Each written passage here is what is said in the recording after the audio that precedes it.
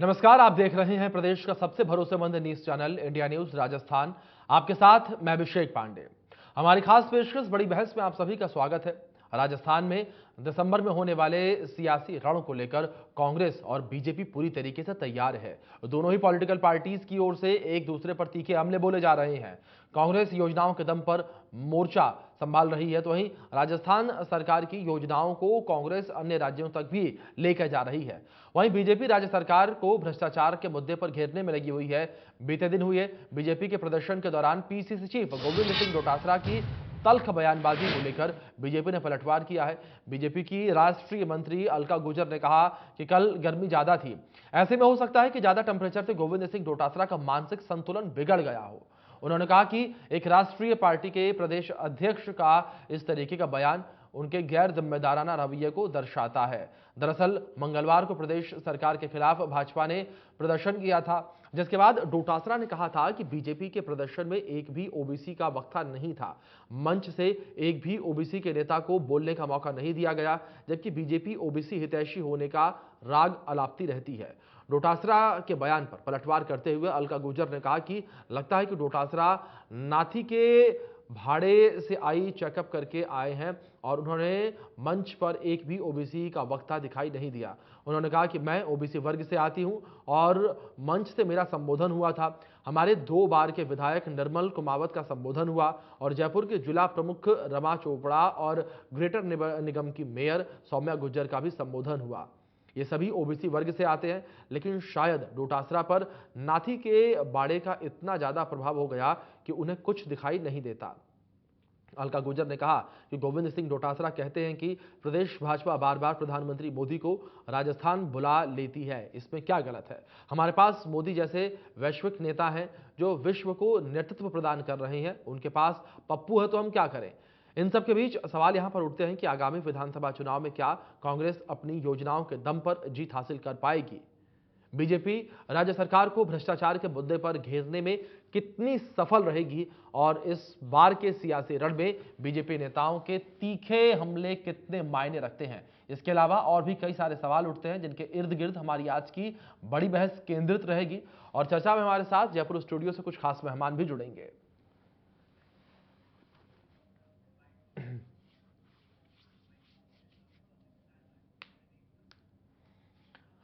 तो आज की बड़ी बहस का सिलसिला हम शुरू करेंगे, लेकिन उससे पहले आपको कुछ बयान हम सुनवा देते हैं कि किस तरीके से पूरे मामले पर बयानबाजियां देखने को मिल रही हैं। देखिए, कल का जो टेम्परेचर था वो देख लीजिए, हो सकता है उनका मानसिक संतुलन भी इसलिए बिगड़ गया हो। कल बहुत ज़्यादा गर्मी थी और ये जो धरना था ये सिर्फ एक जिले का था, जयपुर जिले का। लोग जितने कुर्सियों पे थे उससे ज़्यादा बाहर थे। और दूसरी बात, आप कह रहे हैं मोदी जी को बुला रहे हैं। हमारे पास मोदी जी हैं जो वैश्विक नेतृत्व है, जिसने देश का मान विश्व में बढ़ाया है। उनके पास पप्पू है तो हम क्या करें? जो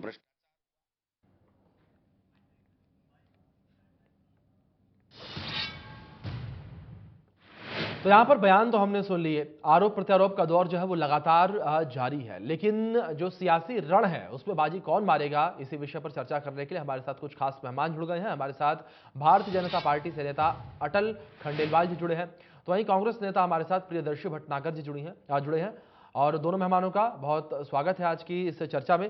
चर्चा की शुरुआत मैं सत्ता पक्ष से ही करना चाहूंगा। प्रियदर्शी जी, जिस तरीके से आरोप आप लोगों की ओर से लग रहे हैं, आपके नेताओं की ओर से लग रहे हैं, और ओबीसी वर्ग का मुद्दा जिस तरीके से उठाया जा रहा है, लेकिन अगर भारतीय जनता पार्टी के इस पूरे प्रोग्राम को हम देखें और जिस तरीके से नेताओं ने मंच पर चढ़कर संबोधित किया, अगर खासतौर पर मैं ओबीसी नेताओं को लेकर बात करूं तो वो नेता नजर आए, लेकिन आप लोग साफ तौर पर इस बात का जिक्र कर रहे हैं कि ओबीसी वर्ग से एक भी नेता मंच पर नजर नहीं आया।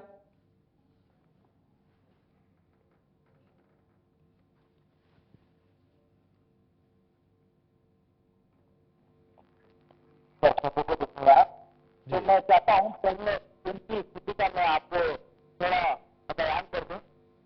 गर्मी तो देश बड़ी हुई है, परंतु गर्मी के साथ साथ में राजस्थान के अंदर जो भारतीय जनता पार्टी की जो दशा और दिशा बिगड़ रही है जी। और आज भारतीय जनता पार्टी जो घुटने के बल के पर राजस्थान में आ गई है और रैंक कर चल रही है, उसके कारण अलका गुर्जर जी का मुझे ऐसा लगता है गर्मी के साथ साथ में दिमाग का संतुलन भी थोड़ा सा ऊपर नीचे हो गया है। जी। इसलिए वो इस तरीके का बयान दे रही हैं। मैं उनसे ये पूछना चाहता हूँ कि अगर उनको मोदी जी पे इतना ही विश्वास है, तो जहाँ भारतीय जनता पार्टी कुछ दिनों पहले ये कहती थी कि हम मोदी जी के फेस पर चुनाव लड़ेंगे, तो आज जो फेस उनका जी प्रियदर्शी जी, शायद आपका डिवाइस जो है म्यूट है, प्लीज उसे एक बार आप अनम्यूट कर दिए, आपकी आवाज सही तरीके से हम तक नहीं पहुंच पा रही।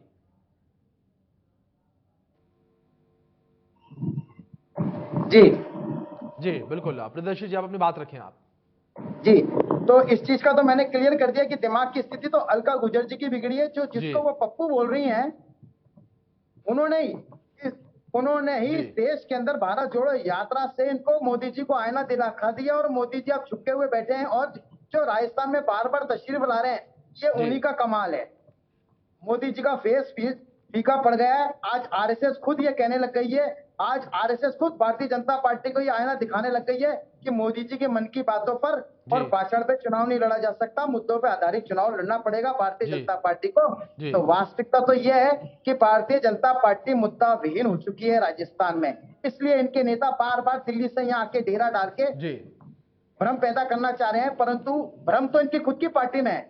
आज ये भ्रष्टाचार के मुद्दे पे ये बोलते हैं। जी तो मैं आपको एक चीज बता दूं, भारतीय जनता पार्टी के राजस्थान के अंदर मुखिया हैं,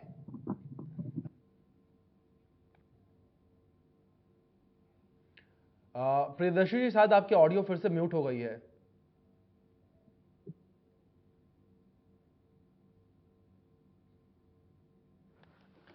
प्रियदर्शी जी, रिक्वेस्ट करूंगा मैं आपसे, आप अपने डिवाइस को प्लीज अनम्यूट करें, आपकी आवाज हम तक नहीं पहुंच पा रही।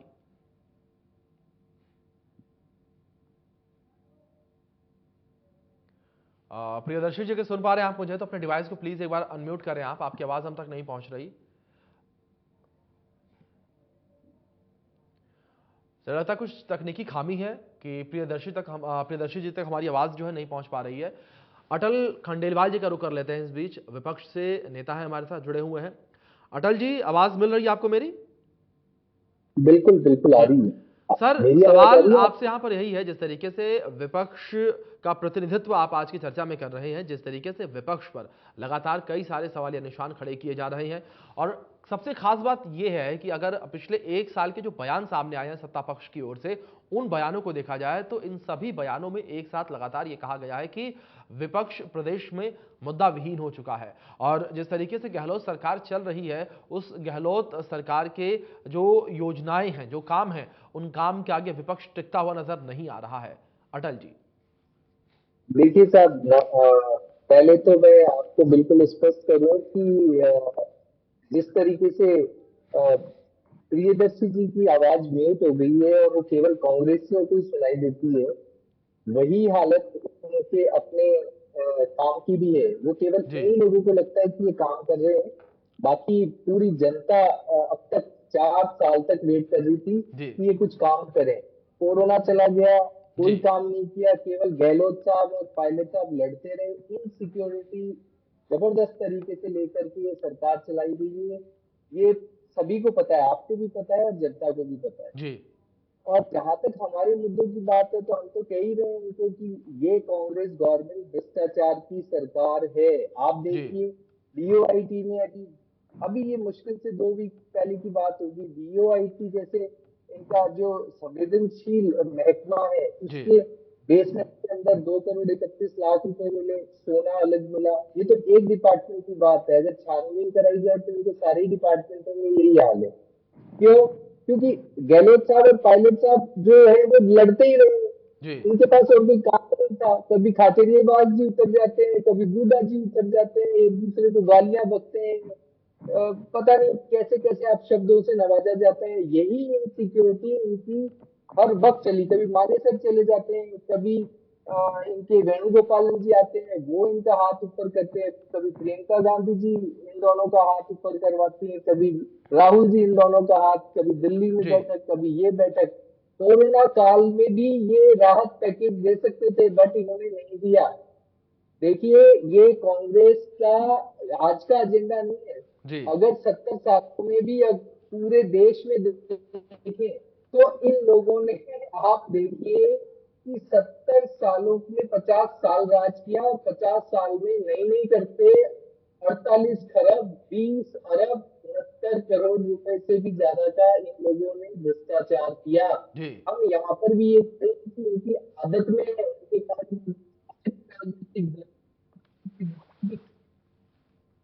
आदत में चलिए दो ठीक है, चीजें ठीक है, ठीक है अटल जी, ठीक है, आपकी बातों को समझ रहा हूं मैं, जिस तरीके से आप जिक्र कर रहे हैं। जाहिर तौर पर आप जिस तरीके से विपक्ष में हैं और सरकार को आईना दिखाने का प्रयास विपक्ष करेगा ही। प्रियदर्शी जी का रुख करता हूं इस बीच एक बार फिर से। प्रियदर्शी जी, आवाज मिल रही है आपको मेरी? सर आपकी आवाज हम तक नहीं पहुंच पा रही है। प्रियदर्शी जी, आप एक बार प्लीज चेक करें, आपका डिवाइस जो म्यूट है। जी हाँ, अब आपकी आवाज मिल रही है हमें। प्रियदर्शी जी, जिस तरीके से यहां पर ये बयान सामने आया कांग्रेस की ओर से, या यूं कहूं सीधे सीधे मैं पीसीसी चीफ गोविंद सिंह डोटासरा की ओर से, जहां एक और पूरी कांग्रेस की ओर से इस बात का जिक्र किया जाता है कि चुनाव के समय या अन्य सभी अगर मुद्दों को लेकर बात करें तो जातिगत राजनीति कांग्रेस नहीं करती है। लेकिन जो बयान सामने आया, उस बयान को सुनने के बाद हम क्या रिएक्ट करें?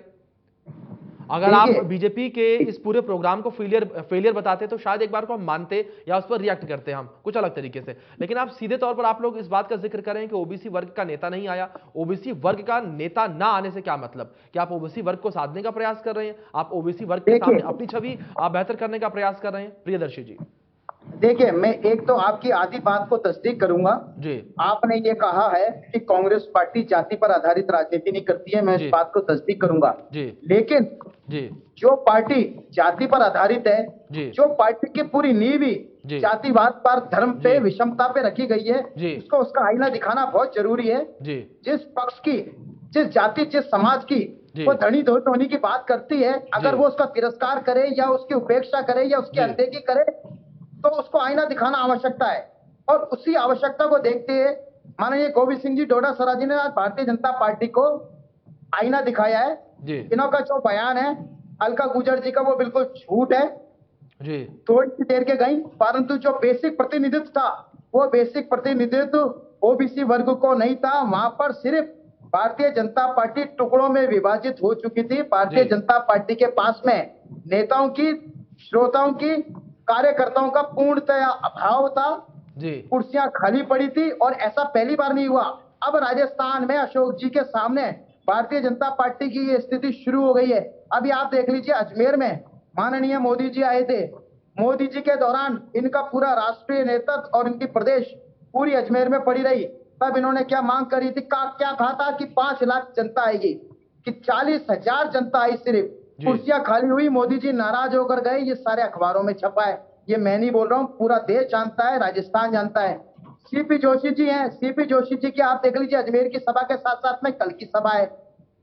आईने को आप क्या चेहरा दिखाओगे? आईने में तो सच्चाई दिख रही है। भारतीय जनता पार्टी की दशा दिशा, उसकी जो स्थिति है वो दिख रही है। बौखलाहट जो है ना अलका गुजर जी की, वो यही थी कि आज वो किस मुंह से दिल्ली जाके क्या बताएंगे कि मैं कहां गई थी और वहां पर क्या मिला। ठीक है, आरोपों की बात की जाए तो आरोप लगाना आप लोगों का भी अधिकार है, सवाल उठाना आप लोगों का भी अधिकार है, लेकिन सवाल यहाँ पर यह है कि केवल और केवल ओबीसी वर्ग को केंद्रित करके इस तरीके का बयान किस तरीके से ठीक चुनावों से पहले। मोदी जी भी आवे, जय शाह साहब भी आवे, सब जने आवे, उनको आईना जनता दिखाएगी। उनके आने से अच्छा है जनता को भारतीय जनता पार्टी की असलियत पता चल जाएगी।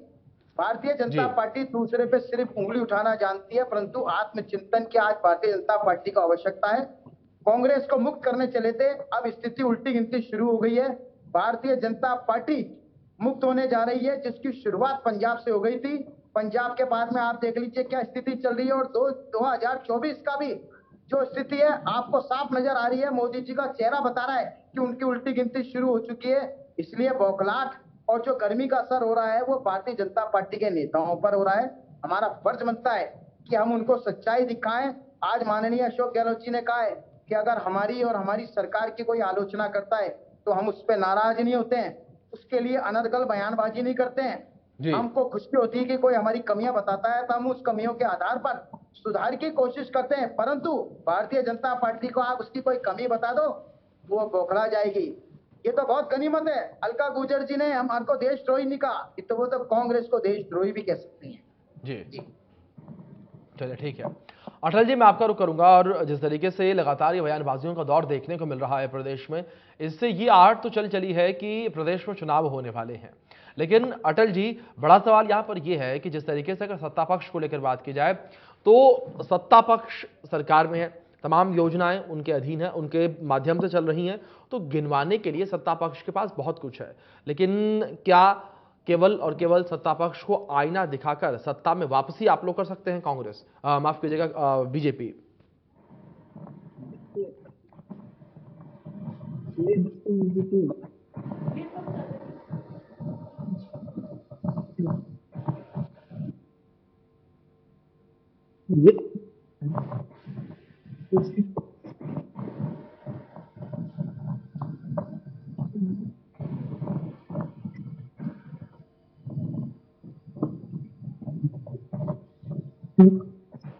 चलिए, अटल जी माफ करिएगा, मैं आपको बीच में रोक रहा हूं, आपकी ऑडियो हम तक ठीक तरीके से नहीं आ पा रही है। उस ऑडियो को दुरुस्त करने का प्रयास हम करते हैं, लेकिन इस बीच फिर से एक बार मैं अटल जी का रुख कर लेता हूं, माफ कीजिएगा, प्रियदर्शी जी का रुख कर लेता हूं, जब तक अटल जी की ऑडियो ठीक हो रही है। प्रियदर्शी जी, जिस तरीके से सवाल मैंने यहां पर अटल जी से किया था सत्ता में वापसी वाला, क्योंकि कहीं ना कहीं अब बात जो सारी घूम कर आती है वो सत्ता में वापसी की आती है, किस तरीके की चुनौतियां आप लोगों के सामने रहेंगी विपक्ष से? क्योंकि कहीं ना कहीं विपक्ष की ओर से भी दावे तमाम किए जा रहे हैं, और इस बात को आप लोग भी नकार नहीं सकते कि प्रधानमंत्री नरेंद्र मोदी जैसा बड़ा नेता भारतीय जनता पार्टी के पास है, जिसकी विश्व में पहचान है। तो ऐसे में कहीं ना कहीं परेशानियां तो आप लोगों के लिए भी रहेंगी। प्रियदर्शी जी।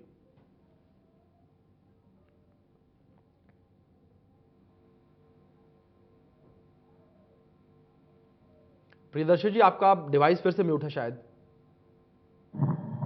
कांग्रेस के पास जी। में परेशानियों की जगह उपलब्धियां और कांग्रेस के काम ज्यादा हैं। जी। कांग्रेस आज पूरी फील्ड में है, जनता तक है। उसका जीवंत उदाहरण आपने देखा होगा, जो राहत कैंप के माध्यम से अभी आम जनता से हमारा सीधा जी। जुड़ाव हो गया है, और पूरे 4.5 साल तक आम जनता से हमारे कार्यकर्ता, हमारी पार्टी के सदस्य और पार्टी की नीतियां घर घर में थी। आज उनसे जो सीधा जुड़ाव है उसी चीज का आज उसी हमारे प्रति विश्वास दिखाता है। आज राजस्थान में 7 करोड़ 6.5 करोड़ लोगों जी। ने राहत कैंपों में रजिस्ट्रेशन कराया है। जी। भारतीय जनता पार्टी इसी से विचलित है। वो जी। मोदी जी को लाएंगे यहाँ, परंतु मोदी जी के साथ साथ में मोदी जी की कुनीतियां भी तो साथ में आएंगी। क्या नोटबंदी नहीं आएगी? क्या महंगाई नहीं आएगी? क्या बेरोजगारी की बात नहीं आएगी? क्या काला धन की बात नहीं आएगी? ये सारी बातें मोदी जी के साथ भी आएंगी।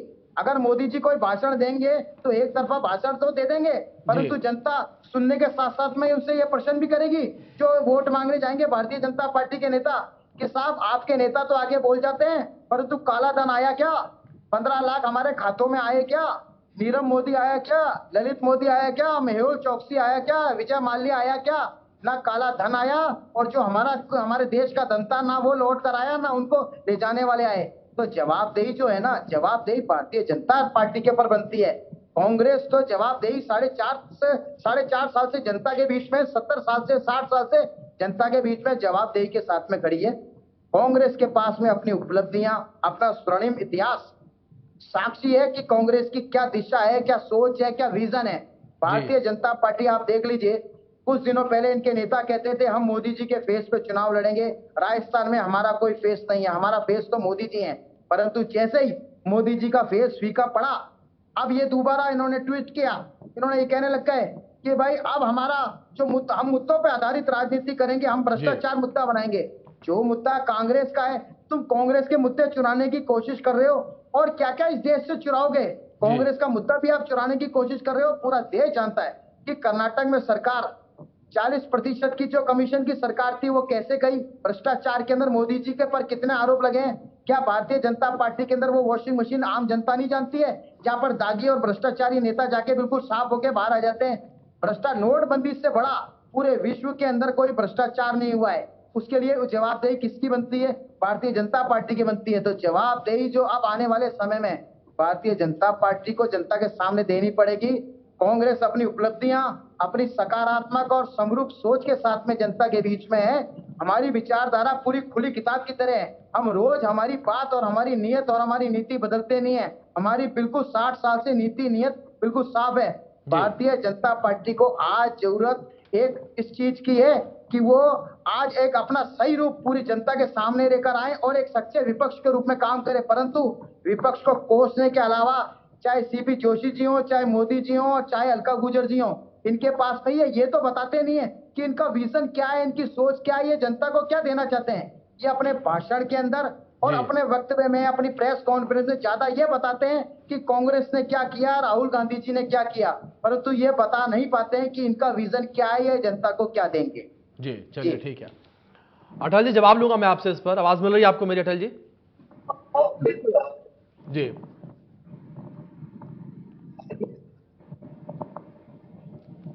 अटल जी आपकी आवाज हम तक नहीं पहुंच पा रही, एक बार फिर से।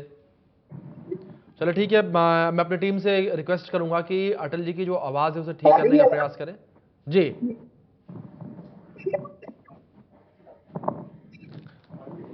चलिए अटल जी मैं रुक करूंगा आपका दोबारा। मैं टीम से रिक्वेस्ट करूंगा कि जो ऑडियो उसको दुरुस्त करें, क्योंकि आपकी आवाज जो है ठीक तरीके से हम तक नहीं पहुंच पा रही है। ठीक है प्रियदर्शी जी, एक बार फिर से मैं आपका रुख करूंगा। प्रियदर्शी जी, जिस तरीके से तमाम बातों का जिक्र किया जा रहा था, और अगर प्रदेश को लेकर बात करें तो जिस तरीके से लगातार कहा जाता है कि हर चुनाव में सरकार जो है वो बदल जाती है। अगर पिछले चुनाव में बात करें हम तो मौका आपको दिया गया, उससे पहले भारतीय जनता पार्टी, उससे पहले एक बार फिर से आप लोगों को मौका दिया गया। तो जो जिस तरीके से लगातार ये एक क्रम चलता चला आ रहा है, इसको क्या इस बार कांग्रेस तोड़ने में सफल हो पाएगी, और किन नीतियों के आधार पर और किस कह सकते हैं कि प्लान के साथ इस नीति को तोड़ पाएगी? देखिए, सबसे पहली बात यह है कि हम इस चीज को स्वीकार करते हैं कि राजस्थान के अंदर ये बड़ी पार्टी है कि एक बार बीजेपी, एक बार कांग्रेस। परंतु इस सरकार की शुरुआत में ही माननीय अशोक गहलोत जी ने और कांग्रेस के सारे नेताओं ने कहा था, इस बार हम ये बड़ी पार्टी को तोड़ेंगे।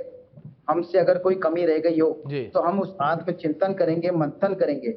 पार्टी ने संगठन स्तर के ऊपर भी और सरकार ने ये सोचा कि कौन सी कमी रह गई या कौन सी बात है, जनता को क्या राहत दी जाए ताकि सरकार रिपीट हो। आज हम इस चीज से आश्वस्त हैं। हमने बहुत सारी योजनाएं, बहुत सारी उपलब्धियां ऐसी लेकर आए जिससे मध्यम वर्ग के साथ साथ में निम्न वर्ग, उच्च वर्ग, सारे वर्गों को साधा गया है। सबके लिए लाभ की कोई ना कोई योजना लेकर आए और सीधा जनता से सीधा जुड़ाव किया गया है।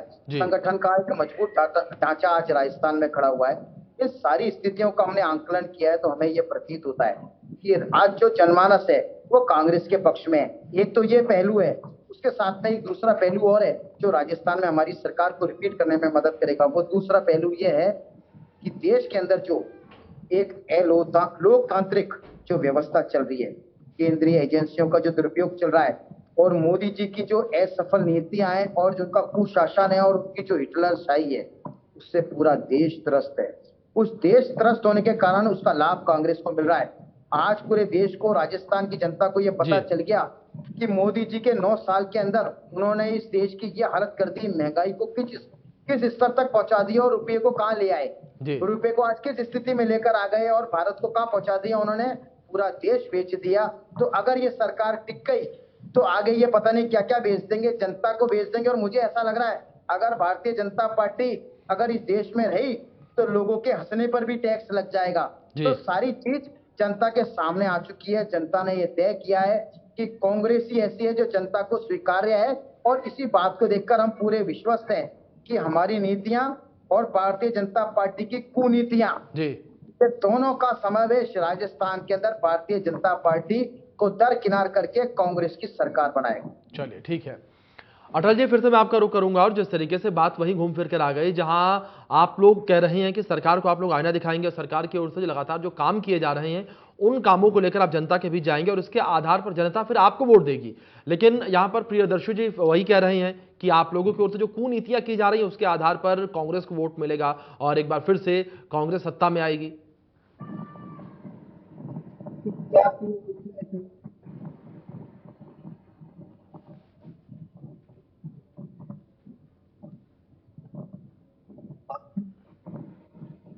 कोई आवाज नहीं आ रही है, क्या बोल रहे हैं? अटल जी आपका डिवाइस म्यूट है क्या, उसे एक बार चेक करें आप। आवाज आ रही है? जी जी आवाज आ रही है क्या?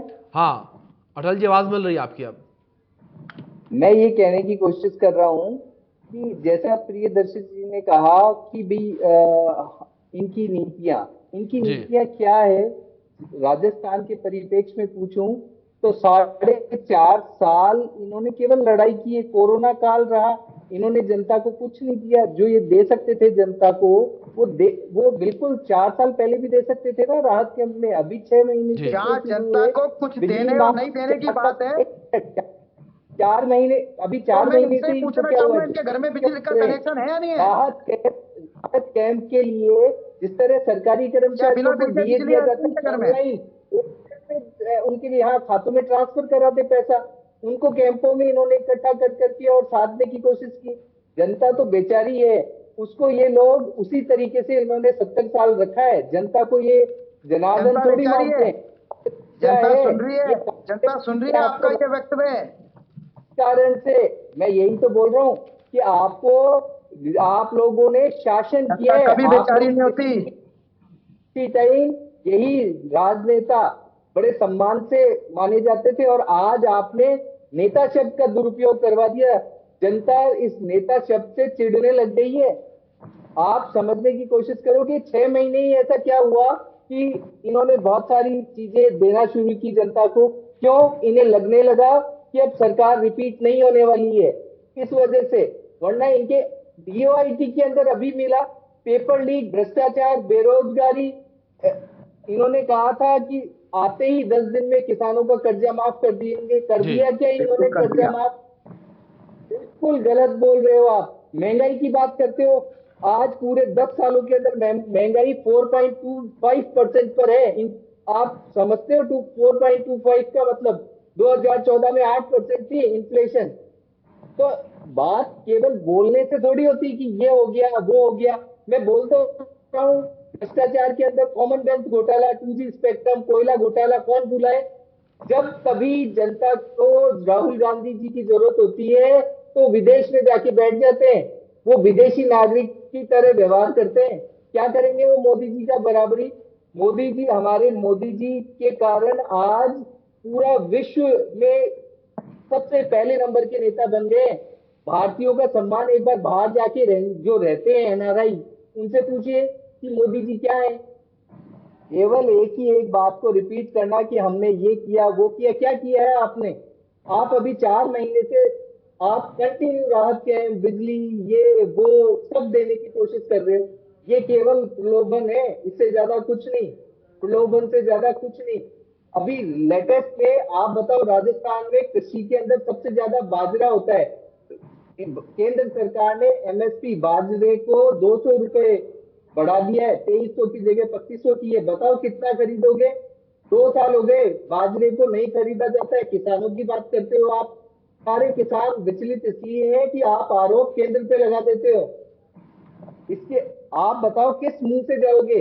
इनको चिंता इस बात की है, हम मानते हैं कर्नाटक हारे, लेकिन हमारे वोट परसेंट नहीं गलत हुए, 36% वोट परसेंट रहा। हिमाचल में हम 59,000, मात्र 59,000, 67 से 59,000 वोटों के बीच आ रहे हैं।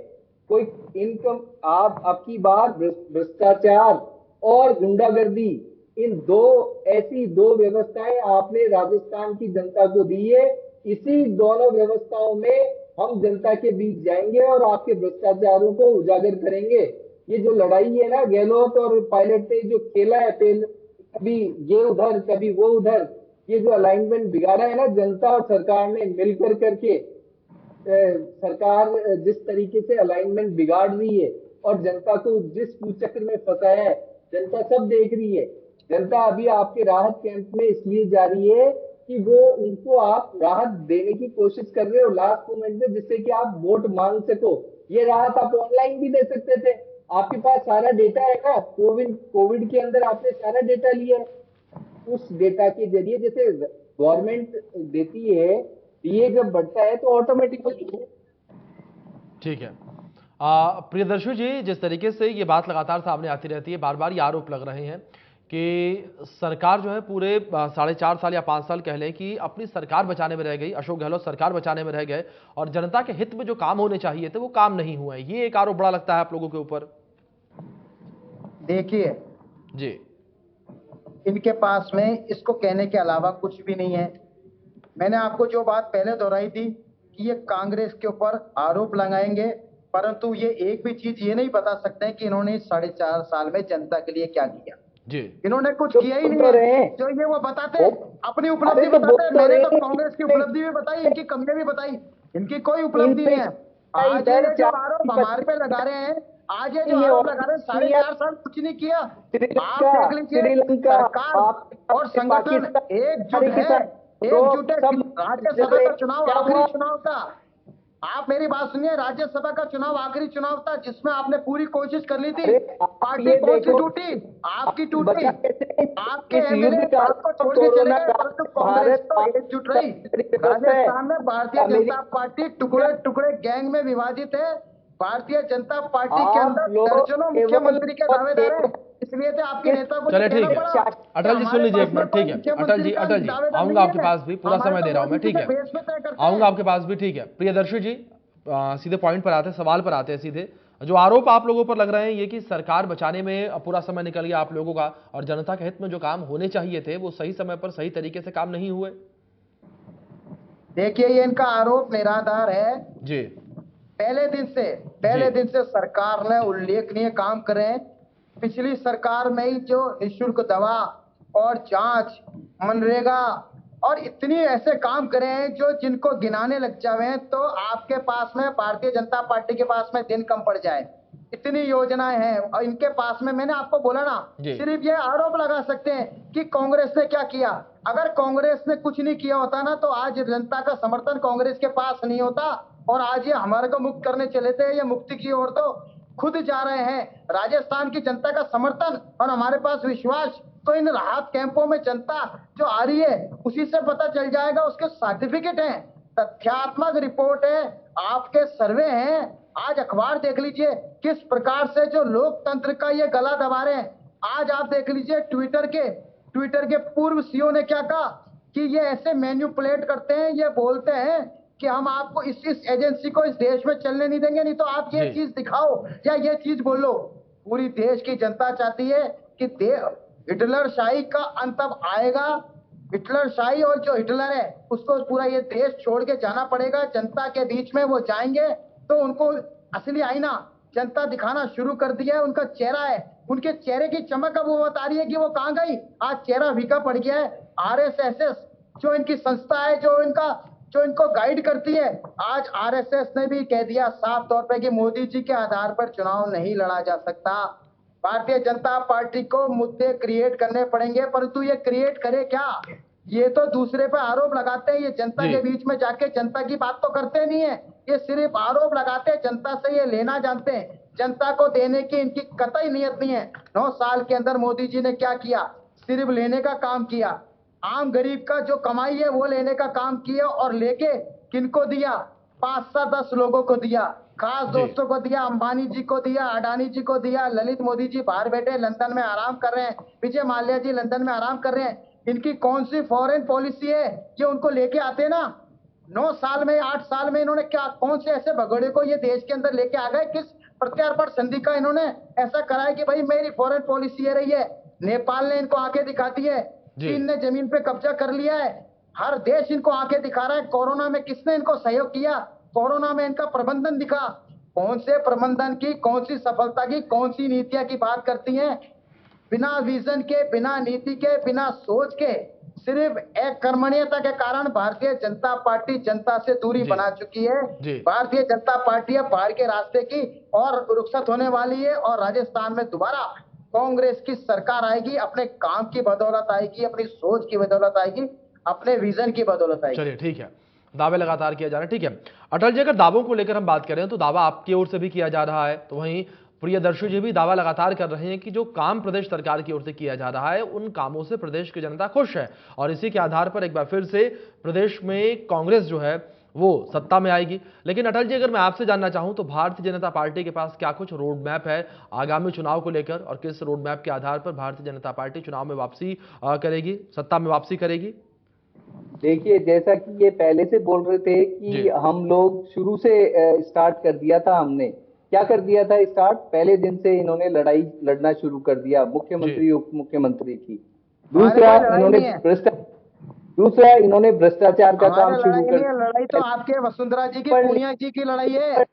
से वो लड़ाई पेपर आपके कल के प्रोग्राम में दिख गई, कराएंगे, फिर पेपर लीक, आपके कल के फिर प्रोग्राम पेपर में दिख गई। वसुंधरा जी, पुण्य जी। जी, नदारत नहीं है। हर चीज का पेपर लीक हुआ। हमारी उसके बाद लड़ाई की बात करें, हमारा तो एकजुट दिखे आपको, जब जब देखना था आपको। नहीं किया गया कि पायलट साहब ही कह रहे हैं आरपीएससी को भंग कर दो, नहीं कर पा रहे। गहलोत साहब कह रहे हैं साहब उसके बहुत सारे कारण है। कारण क्या है? भ्रष्टाचार है। और क्या कारण है? एक उप मुख्यमंत्री, पूर्व मुख्यमंत्री उसकी बात नहीं मान रहे। तो है। आप समझिए ये अधूरी भ्रष्टाचार बात नहीं। अटल जी, और ठीक है, दूसरा, ठीक है। आरोप आप आरोप देखिए, से हट के मैं नंबर- आपका रोड मैप पूछ रहा हूं। मैं आपके राजस्थान पास क्या रोड मैप है, है, बीजेपी के रेप पास क्या के रोड अंदर- मैप है सत्ता में आप वापसी के बताइए। लिए? क्या कह रहे हैं? मैं कह रहा हूं कि बीजेपी के पास क्या रोड मैप है सत्ता में वापसी के लिए? सब रोड मैप तो सीधा सीधा है ना जी। कि जनता त्रस्त है इन लोगों से, जी। इन लोगों के भ्रष्टाचार से, गुंडागर्दी से जनता त्रस्त है। और इस बार जनता बीजेपी की सरकार लाएगी, आप देखना। जी। ये अभी केवल इनको राहत के नाम पर प्रलोभन दे रहे हैं। जी। इसके अलावा इनके पास किसी तरीके का इन्होंने कोई काम नहीं किया है। जी। उससे केवल जनता के साथ आंख मिचोली खेलने की कोशिश कर रहे हैं। राजस्थान की जनता इतनी नासमझ नहीं है। वो जी। आने वाले टाइम पर इनको इनका असली आईना दिखा देगी। और जैसा कि इन्हीं के कैबिनेट मंत्री गुड्डा जी ने कहा कि स्कॉर्पियो भर के ले जाने जितने ही विधायक आने वाले हैं इनके पास। जी, चलिए, ठीक है, बड़ी बात आपने बोली। इस पर जवाब जल्दी से प्रियदर्शी जी का ले लेता हूं मैं, क्योंकि अंतिम कुछ मिनट ही हमारे पास बचे हुए हैं। प्रियदर्शी जी, और मैं रोड मैप आपका भी जानना चाहूंगा, किस तरीके से कांग्रेस के पास रोड मैप है, और जिस तरीके से पहले ही मैंने आपसे सवाल किया था, जो प्रदेश में रीत चली आ रही है, एक बार कांग्रेस एक बार बीजेपी की, उसको किस तरीके से पलटेंगे आप रोड मैप के आधार पर? देखिए, ये परिपाटी इस बार खत्म हो जाएगी। राजस्थान में कांग्रेस की सरकार रिपीट होगी। जी। जैसा मैंने पहले कहा, वो बात मैं आपको दोहरा दूं। हम हमारे कामों की बदौलत जनता के बीच में विश्वास जमा चुके हैं। वो विश्वास कायम रहने वाला है।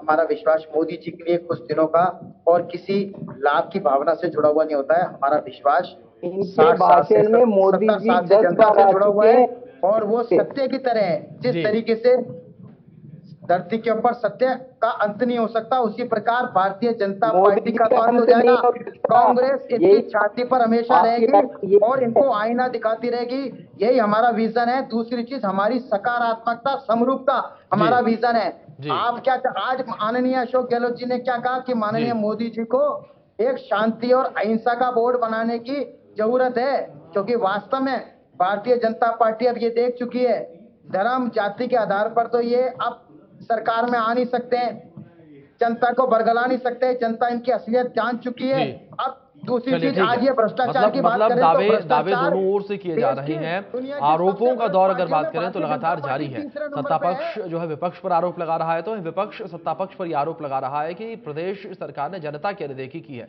लेकिन देखना दिलचस्प होगा कि आगामी चुनाव में जनता किस तरीके से फैसला करती है।